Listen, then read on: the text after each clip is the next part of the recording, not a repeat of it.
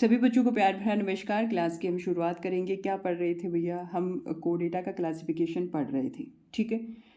तो क्लासिफिकेशन में भी हम सुपर क्लासेस पढ़ रहे थे। सुपर क्लासेस दो होती हैं, एक तो फिशिज और एक क्या थी, टेट्रापोडा। फिशिज हमने कंप्लीट कर ली और टेट्रापोडा हम लगातार पढ़ रहे हैं। इसमें से दो क्लासेस हमने पढ़ ली। दो कौन कौन सी पढ़ी? एक हमने एम्फीबिया पढ़ लिया और एक हमने क्या पढ़ लिया, रेप्टिलिया पढ़ लिया। बाकी कौन सी है? दो।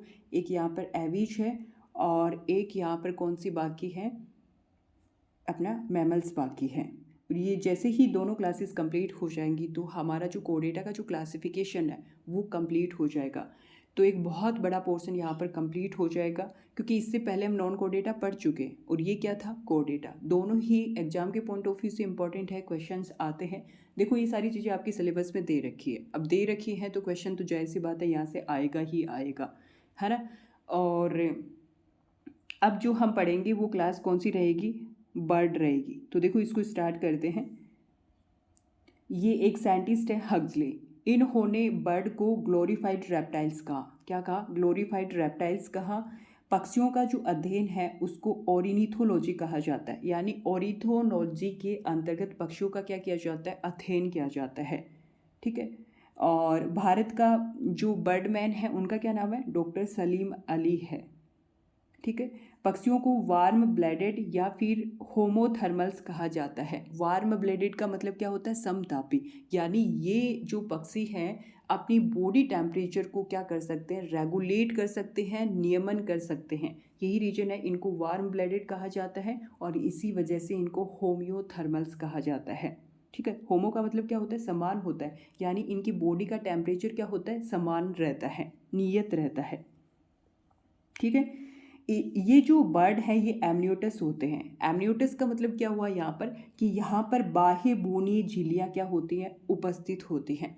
तो देखो ये जो एक्स्ट्रा एम्ब्रियोनिक मेम्ब्रेन है ये चार प्रकार की होती हैं, एम्नियोन, कोरियोन, एलेंटोइस और यॉक सैक, ठीक है। और ये किस तरीके से इनका निर्माण होता है, ये क्या काम करती हैं, ये सारी चीज़ें मैंने बता रखी हैं आपको। कहाँ पर? एम्ब्रियोलॉजी में, ठीक है। एम्ब्रियोलॉजी की यूनिट मैंने बिल्कुल आपको कंप्लीट करवा रखी है। एक भी क्वेश्चन इधर उधर नहीं हो सकता अगर अच्छी तरीके से अगर आपने पढ़ा है या फिर पढ़ना चाहते हैं तो। एम्ब्रियोलॉजी की जो एक प्लेलिस्ट है उसमें जाकर के सारी अच्छी तरीके से आपकी जो सिलेबस है उसके पॉइंट्स मैंने सारे क्लियर करवा रखे हैं, तो वहाँ से आप ये पढ़ेंगे। बाकी आपको इतना ही देखना है, यहाँ पर इतना ही ध्यान रखना है, बर्ड्स क्या होते हैं, एम्ब्रियोटस होते हैं, ठीक है। बाह्य कंकाल की बात करें तो फैदर्स का बना हुआ होता है, परों का बना हुआ होता है। ये जो फैदर्स हैं बाद में मॉडिफाई हो जाते हैं किसमें, एपिडर्मल सल्क में। ध्यान रखना भैया, ये जो फैदर्स हैं वो किरेटिन के बने हुए होते हैं। किसके? किरेटिन के बने हुए होते हैं। किरेटिन क्या, एक तरीके की प्रोटीन है भैया, है ना। प्रोटीन ही तो है। हमारे नाखून में किरेटिन होती है क्या? होती है ना, होती है। हमारे बालों में बिल्कुल होती है। देखो पॉल्यूशन की वजह से क्या होता है कि आप आजकल क्या होता है, लगातार बाल, नाखून ये डैमेज होते जाते हैं। इसके बालों को बचाने के लिए लोग क्या कर रहे हैं, केराटिन ट्रीटमेंट करवा रहे हैं। ये बहुत महंगे महंगे होते हैं। इससे अच्छा है कि ऐसी चीज़ें खाएं जिससे क्या होता है, हमें प्रोटीन्स मिल सके। तो फालतू की ये जो ट्रीटमेंट व्रीटमेंट के लफड़े में नहीं पड़ना। अच्छा खाना है, खाओ पियो अच्छी तरीके से, ठीक है। अगला देखो, ये जो एक्सटर्नल ईयर है यहाँ पर वो क्या होता है, अब्सेंट होता है। बाह्य कण यहाँ पर क्या होता है, अनुपस्थित होता है। लेकिन टेम्पेनम यहाँ पर क्या होता है, प्रेजेंट होता है। यानी ईयर डर्म यहाँ पर क्या होता है, प्रेजेंट होता है। कान का पर्दा तो प्रेजेंट होता है लेकिन बाह्य कण यहाँ पर क्या होते हैं, अनुपस्थित होते हैं। मिडल ईयर में केवल एक अस्थि उपस्थित होती है जिसे क्या कहा जाता है, कोलुमेला कहा जाता है, ठीक है। क्या कहा जाता है, कोलुमेला कहा जाता है। अब आगे देखो, यहाँ पर ऑल्फैक्टरी ऑर्गन यानी गंध संवेदना के लिए अंग अल्प विकसित होते हैं। भाई ऑल्फैक्टरी ऑर्गन यानी गंध संवेदना के लिए जो ऑर्गन होते हैं वो क्या होते हैं, कम विकसित होते हैं। भाई जो ऑल्फैक्टरी ऑर्गन है ये डॉग्स में ज़्यादा डेवलप होता है, क्योंकि सूंघने की अक्षमता किस में पाई जाती है सबसे ज़्यादा, भाई डॉग्स में पाई जाती है ना। अब बर्ड्स में थोड़ी ना पाई जाती है, बिल्कुल नहीं। भाई सीबीआई वगैरह जो रखते हैं ना स्क्वैड डॉग, तो उनमें ये बहुत ही ज़्यादा पाई जाती है क्योंकि वो तो ट्रेंड होते हैं। अब देखो यहाँ पर एक्सक्रीटरी प्रोडक्ट की बात करें, उत्सर्जी पदार्थ की बात की जाए तो वो कैसा होता है, यूरिक एसिड होता है। यही रीजन है कि बर्ड्स को यूरिकोटैलिक कहा जाता है। समझ में आ गया, यूरिकोटैलिक। मतलब इनका उत्सर्जी पदार्थ क्या होता है, यूरिक एसिड होता है। यहाँ से क्वेश्चन पूछा जाता है, बर्ड्स का उत्सर्जी पदार्थ होता है option ammonia, option 2 uric acid, ठीक है। और इसी तरीके से वो एक दो और ऑप्शन दे देगा और उसमें आपको टिक करना है यूरिक एसिड। देखो अब जब पढ़ रहे हैं ना तब तो याद रहते हैं, फिर मैटर एक साथ बहुत सारा हो जाता है तो कन्फ्यूजन हो जाता है। पढ़ते तो सभी को आता है, ये बहुत ईजी और सिंपल क्वेश्चन है, लेकिन गलत हो जाता है। अब देखो यहाँ पर जो हार्ट है वो कम्प्लीटली कितना होता है, 4 चैम्बर्ड होता है। 4 चैम्बर्ड यानी 4 कोष्ठक होते हैं हृदय के अंतर्गत। 2 तो आलिंद होते हैं यहाँ पर और 2 क्या होते हैं, नीलय होते हैं, यानी 2 अट्रिया और 2 वेंट्रिकल यहाँ पर आपको देखने को मिलेंगे। हार्ट 4 चैम्बर्ड होता है। हृदय के अंतर्गत 4 कोष्ठक पाए जाते हैं। किसकी बात चल रही है, बर्ड्स की चल रही है। यहाँ पर जो आरबीसी है वो कैसी होती है, ओवल और न्यूक्लिएटेड होती है, यानी आरबीसी उपस्थित होती है और उसकी आकृति अंडाकार और कैसी होती है, न्यूक्लिएटेड होती है। यहाँ पर ओनली राइट अरोटा प्रेजेंट होता है, ये केवल यहाँ पर दायां ग्रीवा देहिक चाप क्या होता है, उपस्थित होता है, ठीक है। अब मैं आपसे पूछूं कि रेप्टाइल्स में क्या प्रेजेंट होता है, भाई दायां प्रेजेंट होता है, बायां प्रेजेंट होता है, तो आप ये बोलो कि रेप्टाइल्स के अंतर्गत राइट अरोटा और लेफ्ट अरोटा दोनों प्रेजेंट होता है। वहीं अगर मैं मैमल्स की बात करूं तो वहाँ पर क्या मिलेगा, सिर्फ आपको लेफ्ट अरोटा मिलेगा। समझ में आ गया। तो यहाँ पर तो बर्ड्स के अंतर्गत तो राइट अरोटा मिलेगा, और बात करें मैमल्स की तो वहाँ पर लेफ्ट अरोटा मिलेगा, और रेप्टाइल्स की बात करें तो दोनों मिलेंगे, राइट और लेफ्ट दोनों मिलेंगे, ठीक है। हिपेटिक पोर्टल सिस्टम प्रेजेंट होता है, यकृत निवाही का तंत्र उपस्थित होता है। क्या काम करता है बता चुकी हूँ पीछे की क्लासेस में आपको। रीनल पोर्टल सिस्टम यहाँ पर कम विकसित होता है, ध्यान से सुनना, कम विकसित होता है। मैंने पीछे पढ़ाया तो आपको ये बोला है कि हिपेटिक पोर्टल सिस्टम मोस्टली सभी कोडेट्स में प्रेजेंट होता है, उपस्थित होता है। वहीं अगर हम बात करें रीनल पोर्टल सिस्टम की, तो ये जो रीनल पोर्टल सिस्टम होता है ये एवीज और मैमल्स को छोड़ कर के बाकी जितने भी कॉर्डेट हैं उनमें सब में पाया जाता है। लेकिन यहाँ पर देखो पाया तो जाता है लेकिन बहुत कम विकसित होता है, तो ये न के बराबर ही होता है। अब देखो यहाँ पर ये पाया क्यों नहीं जाता, इसका एक बड़ा रीज़न ये है कि यहाँ पर क्या होता है, देखो ये जो हार्ट है ऊपर है, ये जो हार्ट है ये कितना चैम्बर्ड होता है, 4 चैम्बर्ड होता है। भाई ब्लड का प्यूरिफिकेशन के लिए यहाँ जो प्रोसेस है वो वेल सेटल्ड है, यानी अच्छी तरीके से यहाँ पर क्या होती है, वो प्यूरिफाई हो जाते हैं ब्लड। तो इस रीनल पोर्टल सिस्टम की यहाँ पर आवश्यकता नहीं होती। यही रीजन है कि यहाँ पर रीनल पोर्टल सिस्टम क्या होता है, कम विकसित होता है, ठीक है। अब देखो जस्ट बिलो फैल नहीं, टेल करो, टेल ऑयल ग्लैंड। देखो यहाँ पर ये सीधा सा समझ लो, यहाँ पर ग्रीन ग्लैंड क्या होती है, उपस्थित होती है, और ये ग्रीन ग्लैंड क्या काम करती है, लुब्रिकेट करती है फैदर को क्या करती है, लुब्रिकेट करने का काम करती है, ताकि उन्हें गीला होने से बचाया जा सके। बस ये सीधी सी बात है। यहाँ पर जो आई है वो निमेसिक झिल्ली उपस्थित होते हैं, मतलब आंखों के अंतर्गत निमेसिक झिल्ली यहाँ पर आपको देखने को मिलेगी। किसकी बात चल रही है, बर्ड्स की बात चल रही है, पक्षियों की बात चल रही है, ठीक है।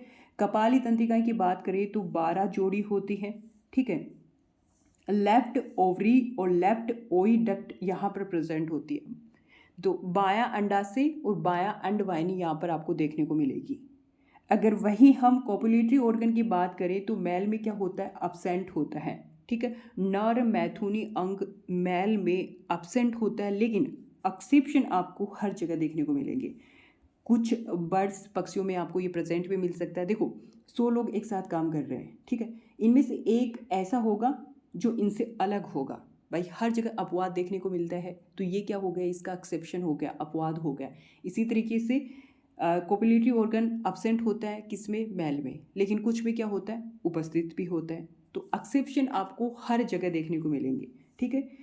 यूरिनरी ब्लैडर की बात करें, मूत्राशय की बात करें तो यहाँ पर कैसा होता है, अनुपस्थित होता है, लेकिन ऑस्ट्रिच में ये क्या होता है, उपस्थित होता है।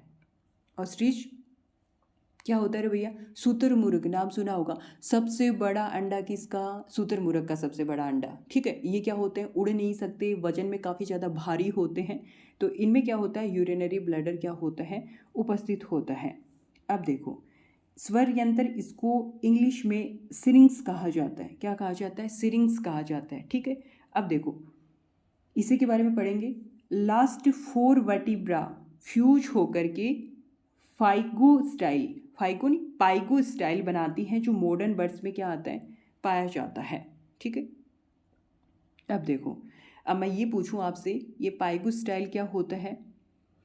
तो अंतिम जो 4 कशेरुकाएँ हैं, वर्टिब्रा है, वो आपस में क्या होती हैं? फ्यूज होती हैं, जुड़ती हैं और एक संरचना का निर्माण करती हैं। इसी को क्या कहा जाता है? पाइगो स्टाइल कहा जाता है। और एक मैं ये इस तरीके से कह दूँ, ये कंकाल की स्थिति का क्या करता है? वर्णन करता है, पाइगो स्टाइल। ठीक है, जो कि कहाँ पर पाया जाता है? मॉडर्न पक्षियों में पाया जाता है। ये पाइगो स्टाइल क्या होता है, ये चीज़ आगे ध्यान रखना, जब क्लासिफिकेशन पढ़ेंगे तो ये चीज़ें काम में आएंगी। ठीक है, आगे देखो, ये स्टर्नम यानी उरोस्ती का जो आखिरी हिस्सा है वो क्या कहलाता है? कील कहलाता है। उरोस्ती का आखिरी हिस्सा क्या कहलाता है? कील कहलाता है। और इस कील पर फ्लाइट मसल्स क्या होती हैं? अटैच होती हैं। देखो, कील के ऊपर फ्लाइट मसल्स अटैच होंगे। फ्लाइट यानी उड़ने वाली मसल्स यहाँ पर क्या होती हैं? अटैच होती हैं। यही रीजन होता है कि पक्षी क्या कर सकता है? उड़ सकता है। अगर मैं ये कहूँ कि फ्लाइट मसल्स अटैच नहीं होती कील पर, तो क्या उड़ेगा? क्या बिल्कुल नहीं उड़ेगा। कहाँ से उड़ेगा? उड़ने वाली मसल्स ही नहीं होंगी तो उड़ेगा कहाँ से? कील अब्सेंट है, इसका मतलब वो पक्षी उड़ नहीं सकता। आगे देखो,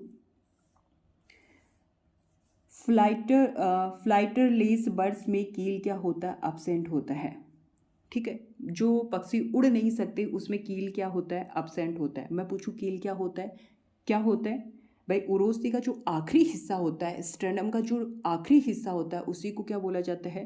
कील बोला जाता है। ठीक है, आगे देखो, क्लैविक और इंटरक्लैविक बोन आपस में मिलकर के फरकुल्ला या मैरिटोट बोन या फिर विश बोन बनाता है। ठीक है, ध्यान से सुनो, क्लैविक और इंटरक्लैविक बोन आपस में क्या करती हैं? मिलकर के फरकुल्ला बनाती हैं या मैरिटोट बोन बनाती है, या फिर इसी को क्या कहा जाता है? विश बोन कहा जाता है।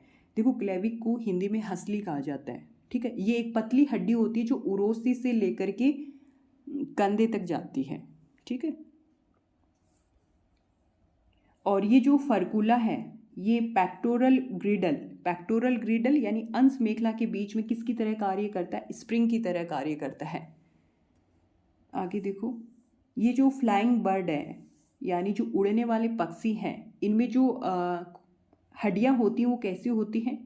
खोखली होती हैं, यानी न्यूमेटिक बोन्स इनमें पाई जाती है। और न्यूमेटिक बोन्स क्या करती हैं? पक्षियों के शरीर को हल्का बनाती है। अब हल्का रहेगा तो तेज़ी से उड़ सकेगा। भाई वजन में अगर भारी हो शरीर तो क्या उड़ेगा? क्या नहीं उड़ सकता।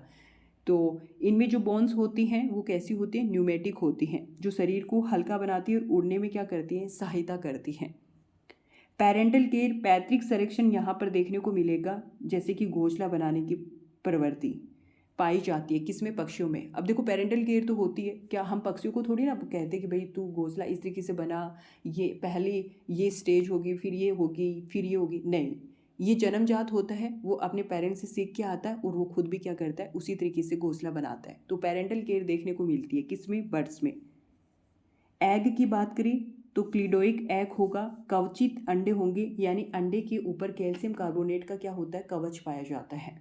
ठीक है, अंडे कितने प्रकार के होते हैं, किस किस में कौन कौन से अंडे पाए जाते हैं, वो भी मैंने एम्ब्रियोलॉजी में अलग से आपके टॉपिक है, पॉइंट है, ये करवा रखा है मैंने।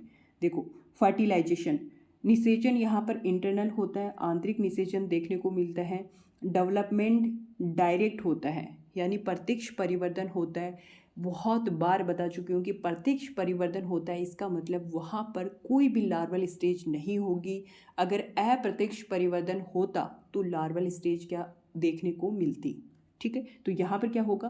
प्रत्यक्ष होगा तो लार्वल स्टेज क्या होगी? अब्सेंट होगी। अब देखो, हम इसका क्लासिफिकेशन पढ़ेंगे। क्लासिफिकेशन में क्या होता है?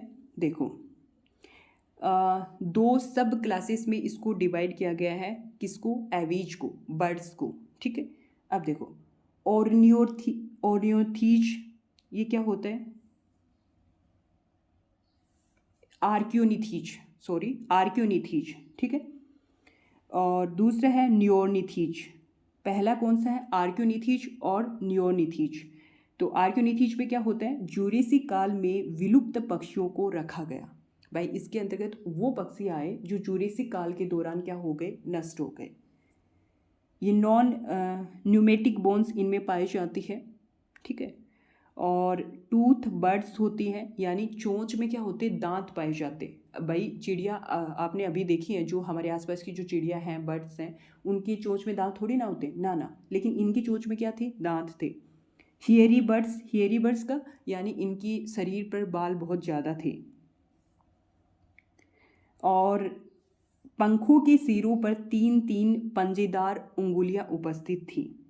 अब ये जो आर्कियोनिथीज है, ये कनेक्टिव लिंक होती है किसकी, रेप्टाइल्स और बर्ड्स की, यानी सरीसृपों और पक्षियों के बीच की योजक कड़ी किसको माना जाता है, आर्कियोनिथीज को माना जाता है। समझ में आ गया। अब यहाँ पर देखो, ये जो विलुप्त हो चुके हैं, यानी आर्कियोनिथीज के अंतर्गत जो विलुप्त हो चुके हैं, वो यहाँ पर बर्ड्स आते हैं। और इल डेवलप्ड विंग्स, यानी पंख यहाँ पर क्या होते हैं, अल्प विकसित होते हैं, ठीक है। और उदाहरण के लिए आर्कियोप्टेरिस, देखो बहुत बढ़िया एग्जाम्पल है आर्कियोप्टेरिस। ये एक तरीके की लिजार्ड बर्ड है, ठीक है। तो एक बार फिर से देखो, ये जो क्लासिफिकेशन है एवीज का है।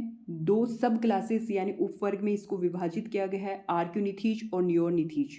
आर्कियोनिथीज के दौरान जूरेसिक काल में जो पक्षी नष्ट हो गए हैं उनको यहाँ पर रखा जाता है। बोन यहाँ पर नॉन न्यूमेटिक बोन होती हैं। चोंच के अंतर्गत यहाँ पर दांत पाए जाते हैं। पंखों की सिरों पर 3-3 पंजेदार अंगुलियाँ उपस्थित होती हैं। सबसे बढ़िया बात जो याद रखने वाली है, सरीसृपों और पक्षियों के बीच में यहाँ पर क्या पाई जाती है, योजक कड़ी पाई जाती है। पंख यहाँ पर क्या होते हैं, अल्प विकसित होते हैं क्या था, ऐसे बोल दो, क्योंकि ये तो अब नष्ट हो ही चुके हैं। ये सारे के सारे क्या हो चुके हैं, विलुप्त हो चुके हैं। एग्जाम्पल इसका आर्कियोप्टेरिस है, लिजार्ड बर्ड है, ठीक है। आगे देखो, वेंगनर ने बेवेरिया जो कि जर्मनी से हैं, इसके जीवाश्म को खोजा। भाई वेंगनर एक साइंटिस्ट है, 1861 में बेवेरिया से इसके जीवाश्म को खोजा। किसकी, आर्कियोप्टेरिस की। समझ में आ रहा है। अब देखो, अब जो दूसरी सब क्लास है यहाँ पर नियोनिथीज है, इसमें क्या होता है, इसमें देखो, ये जो नियोनिथीज हैं इसमें आधुनिक पक्षी भी आते हैं और जो विलुप्त हो गए हैं वो भी आते हैं। मतलब मॉडर्न बर्ड्स और एक्सटिंक्ट बर्ड्स दोनों को यहाँ पर रखा गया है। देखो पाइगो स्टाइल यहाँ पर क्या होती है, प्रेजेंट होती है, ठीक है। पाइगो स्टाइल क्या होती है, पीछे अभी थोड़ी देर पहले बताया था, मैंने कहा था कि याद रखना, ये क्लासिफिकेशन में काम आएंगी। कील यहाँ पर क्या होती है, प्रेजेंट होती है। कील प्रेजेंट होती है, इसका मतलब कील के ऊपर फ्लाइट मसल्स अटैच होती है और वो पक्षी क्या करता है, फिर उड़ता है। कील प्रेजेंट, पक्षी उड़ेगा, ठीक है। यहाँ पर न्यूमेटिक बोन प्रेजेंट होती है, यानी जो अस्थियाँ होती हैं वो कैसी होती हैं, खोखली होती हैं। यूरिनरी ब्लैडर की बात करें और कॉपुलेटरी ऑर्गन की बात करें तो वो क्या होते हैं, अब्सेंट होते हैं। लेकिन अपवाद देखने को मिलेगा, कुछ में ये क्या होते हैं, उपस्थित होते हैं। अपवाद हर जगह होता है, ठीक है। अब ये जो सब क्लास नियोनिथीज है, इसके भी 4 ऑर्डर हैं, 4 अधिगण में इसको विभाजित किया गया है, जो कि चारों के चारों इंपॉर्टेंट है। ध्यान से देखो भैया, पहला कौन सा है, ओडोंटोगैनेथीज, ठीक है। दूसरा है इम्पेनी पैलियोगैनेथी और इसको रेटिटी भी कहा जाता है। और चौथा यहाँ पर नियोगैनेथी, ठीक है। पहला कौन सा है, ओडोंटोगैनेथी। दूसरा यहाँ पर कौन सा है, इम्पेनी। तीसरा यहाँ पर पैलियोगैनेथी और इसी को रेटिटी कहा जाता है। और चौथा है नियोगैनेथी, ठीक है। तो चारों को एक एक करके पढ़ेंगे। सबसे पहले ओडोंटोगैनेथी पढ़ेंगे। क्या है इसमें, ये पक्षी उड़ नहीं सकते, भाई उड़ नहीं सकते, ठीक है। इसका मतलब यहाँ पर पाइगो स्टाइल एब्सेंट होगा और क्या एब्सेंट होगा, कील एब्सेंट होगा। और ये विलुप्त हो चुके हैं, कील यहाँ पर एब्सेंट होगा। और इसके एग्जाम्पल देखो, हेस्पेरोनिस और इक्थियोरनिस। एग्जाम्पल आपको ध्यान रखने पड़ेंगे, इनाम थोड़े अटपटे से हैं बट आपको याद ही करना पड़ेगा, इसमें कोई कुछ नहीं कर सकता। और यहाँ पर फाइगो स्टाइल क्या होगा, एब्सेंट होगा, ठीक है। अब देखो जो पक्षी उड़ नहीं सकता, इसका मतलब उसमें पाइगो स्टाइल एब्सेंट होगा और उसमें कील एब्सेंट होगा। ये तो आप ध्यान रख लो, ये 2 पॉइंट। तो आगे देखो, अगला जो ऑर्डर है वो कौन सा है, इम्पेनी है। अगला ऑर्डर कौन सा है, इम्पेनी है। ठीक है, ये समुद्री जल में क्या होते हैं, उपस्थित होते हैं, उड़ नहीं सकते। उड़ नहीं सकते इसका मतलब यहाँ पर क्या होते हैं, कील अब्सेंट होते हैं। ठीक है, अग्रपाद यानी चप्पू में रूपांतरित हो जाते। देखो ध्यान से सुनना, क्या बोला, अग्रपाद चप्पू यानी फ्लिपर्स में क्या हो जाते हैं, रूपांतरित हो जाते। मैंने क्या बोला, ये उड़ नहीं सकते। इट मीन्स कील यहाँ पर क्या होंगे, अब्सेंट होंगे। अब उड़ नहीं सकते इसका मतलब अग्रपाद को इंग्लिश में हिंड लिम्ब बोला जाता है। तो ये हिंड लिम्ब फ्लिपर्स में रूपांतरित होंगे। भाई पंखों में रूपांतरित होने से तो गए, क्योंकि ये उड़ ही नहीं सकते, तो पंखों में तो रूपांतरित होने का कोई मतलब ही नहीं है। तो ये फिर किस में होंगे, फ्लिपर्स यानी चप्पू में क्या हो जाते हैं, रूपांतरित हो जाते हैं। इसके कुछ एग्जाम्पल यहाँ पर देख लो, एप्टिनोई, एप्टिनोडाइटस। ठीक है, और इसको पेंगुइन बोलते हैं। देखो पेंगुइन, हाँ, एप्टिनोडाइटिस ये पेंगुइन होता है। आपने देखा होगा कि वाइट और ब्लैक कलर का होता है और ज़्यादातर ध्रुवीय प्रदेशों में पाया जाता है, जहाँ पर बहुत ज़्यादा बर्फ़ पड़ती है। बड़े खूबसूरत भी होते हैं, बहुत अट्रैक्टिव होते हैं, और ये अंटार्कटिका में ज़्यादा देखने को मिलते हैं। सुपर ऑर्डर अपना है थर्ड, जो कि रेटिटी है, और इसको पैलियोगेनेथी भी कहा जाता है। रेटिटी और इसी का दूसरा नाम है पैलियोगेनेथी। यहाँ पर देखो कॉपुलेटरी ऑर्गन क्या मिलेगा, प्रेजेंट मिलेगा। मैथुनी अंग यहाँ पर आपको देखने को मिलेगा।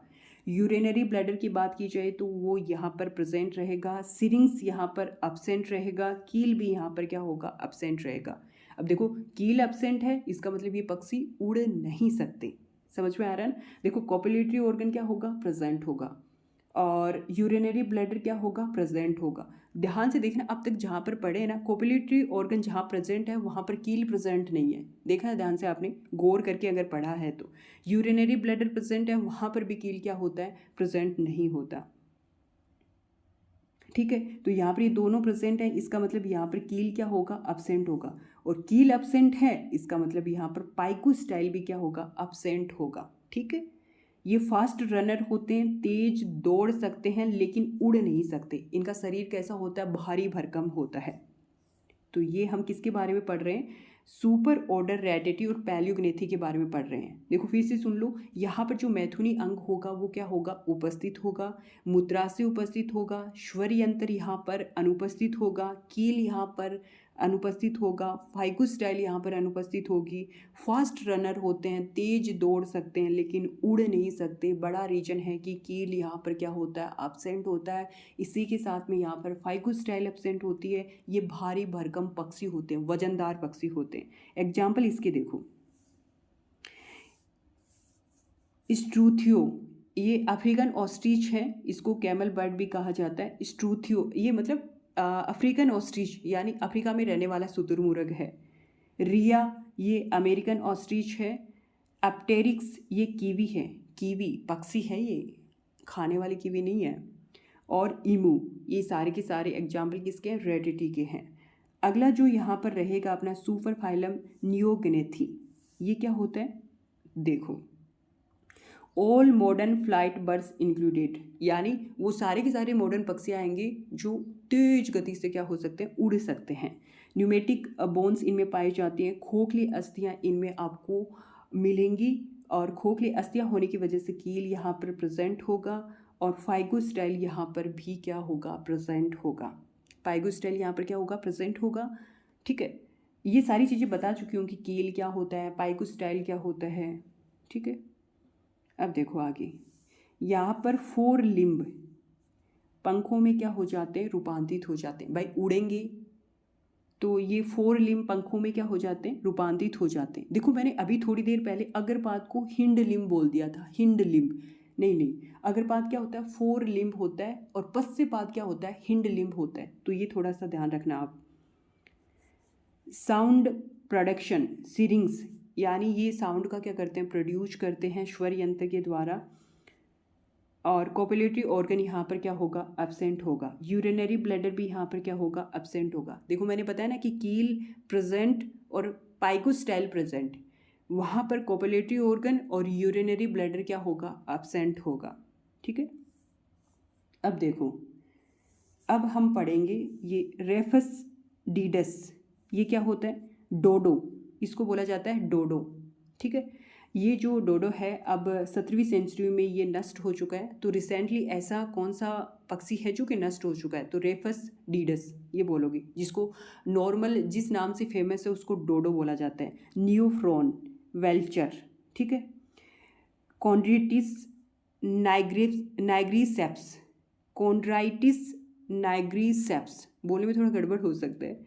और ये वैसे याद रखना, ये इम्पॉर्टेंट है आपकी बायोडाइवर्सिटी के अकॉर्डिंग भी ये बहुत ज़्यादा इंपॉर्टेंट है। जैव विविधता वाले चैप्टर में भी ये सारी चीज़ें आएंगी। तो कॉन्ड्राइटस नाइग्रीसेप्स, ये ग्रेट इंडियन बस्टर्ड इसको कहा जाता है, आम भाषा में इसको गोडावन बोला जाता है। राजस्थान का राज्य पक्षी है कौन? गोडावन। साइंटिफिक नाम क्या है? कॉन्ड्राइटस नाइग्रीसेप्स, ठीक है। बार बार 2-3 बार बोलना भैया। सिटिकुला, पी यहाँ पर साइलेंट रहेगा। क्रेमेरिना, ये क्या होता है? पैरेट होता है, तोता होता है। हेलिना, ये हमिंग बर्ड ऑफ क्या है? क्यूबा, जो कि सबसे छोटा पक्षी होता है, ठीक है। और स्विफ्ट, ये फास्टेड फ्लाइंग बर्ड है जो कि जापान में पाया जाता है। बहुत तेज गति से ये क्या करता है? उड़ता है। कोलुम्बा लिव्या, कोलुम्बा लिव्या, ये कबूतर जिसको पीजन कहा जाता है इंग्लिश पे। और ये है क्रोवस स्प्लेंडेंस, कोआ, क्रो, ठीक है। और बोबो बोबो, ये ओवल है। और ये है पावो क्रिस्टेटस, जो कि पिकॉक है। पिकॉक आप सबको पता है कि national bird of India, Bharat का नेशनल बर्ड है कौन? पिकॉक। और इसका साइंटिफिक नाम क्या है? पावो क्रिस्टेटस, ठीक है। और ये है पासर डोमेस्टिक्स, जो कि हाउस स्पैरो, घरेलू चिड़िया। और ये बताई दिया कोवा है, ऊपर फिर से रिपीट हो गया है, ठीक है। क्रोवस स्प्लेंडेंस, क्रोवस स्प्लेंडेंस, ठीक है। 2-3 बार ये नाम बोलोगे ना, याद हो जाएंगे, ठीक है। तो इसकी जो एग्जाम्पल है फिर से देख लो एक बार। एग्जाम्पल यहाँ से शुरू हैं, ये रहे। रेफस डीडस, इसको डोडो बोला जाता है, ठीक है। न्यूफ्रॉन, ये वेल्चर होता है। और कॉन्ड्राइटस नाइग्रीसेप्स, जो कि ग्रेट इंडियन बस्टर्ड है। सिटिकुला क्रेमेरिना, ये पैरेट है। और हेलिना, ये एक सबसे छोटा बर्ड है, क्यूपा, हमिंग बर्ड है, ठीक है। स्विफ्ट, ये फास्टेड फ्लाइंग बर्ड है जो कि बहुत तेज गति से उड़ता है। कहाँ पाया जाता है? जापान में पाया जाता है। कोलुम्बा लिव्या, ये कबूतर पीजन है। क्रोवस स्प्लेंडेंस, जो कि कोआ है। बोबो बोबो, इसको ओवल कहा जाता है। पाओ क्रिस्टेटस, जो कि पिकॉक है। पासर डोमेस्टिक, ये घरेलू चिड़िया है। हाउस स्पैरो इसको बोला जाता है। और ये मैंने आपको बता दिया, रिपीट हो गया। तो यहाँ पर अपना जो बर्ड का जो क्लासिफिकेशन है वो कंप्लीट हो जाता है। तो देखो एक बार हमने क्या पढ़ा। तो देखो, ये जो क्लास एविज है जिसमें बर्ड्स आते हैं, आप सबको पता है, ये इसके कुछ सामान्य लक्षण हैं। और इसके बाद में हमने इनका क्लासिफिकेशन देखा। तो क्लासिफिकेशन को 2 सब क्लासेस में इसको डिवाइड किया गया है, विभाजित किया गया है। आर्क्योनिथीज और नियोनिथीज 2 हैं। और फिर नियोनिथीज है, इसके 4 सब सुपर ऑर्डर हैं। सुपर ऑर्डर में कौन सा था? ओडोंटोगेनेथी, इम्पैनी, पैल्यूगेनेथी, इसी को रेटेटी कहा जाता है, नियोगेनेथी, ठीक है। तो ये सारे के सारे हमने पढ़ लिए हैं और एग्जाम्पल्स वगैरह सारे बता दिए हैं, ठीक है। तो यहाँ पर अपनी ये क्लास क्या होती है? कंप्लीट हो जाती है। बाकी एक और क्लास हमारी बच रही है, वो कौन सी है? मैमेलिया। मैमेलिया जैसे ही कंप्लीट होता है, कोडेट का क्लासिफिकेशन बिल्कुल फाइनली क्या हो जाता है? कंप्लीट हो जाएगा। इसके बाद में नया चैप्टर स्टार्ट करेंगे। तो देखा करो वीडियो, देखते हो तो नीचे कमेंट भी किया करो, ठीक है। अभी ये जो टाइम पीरियड है ये शांति काल का है, क्योंकि 24 में तो होना नहीं है, होगा तो 25 में होगा। इससे पहले आपके पास एक अच्छा मटेरियल तैयार हो जाए। सिलेक्शन की सबसे इम्पॉर्टेंट कड़ी यही होती है कि आपकी जो ग्रिप है वो सब्जेक्ट पे खतरनाक होनी चाहिए, ताकि आप हिले नहीं। बाकी देखो, जीके तो पढ़ना ही पड़ता है, उसमें बहुत सारे सब्जेक्ट वगैरह होते हैं, वो आपको पढ़ने ही पड़ते हैं, ठीक है।